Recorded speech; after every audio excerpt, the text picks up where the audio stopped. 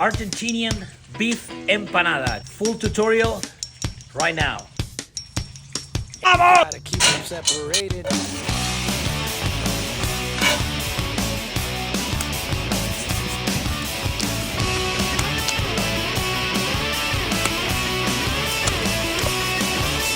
Paprika. Say a lot. Cumin. That's it. But cayenne pepper. Bit of heat. Oregano. Cool it down all the way until it's completely cool. Okay? Let's go. Large.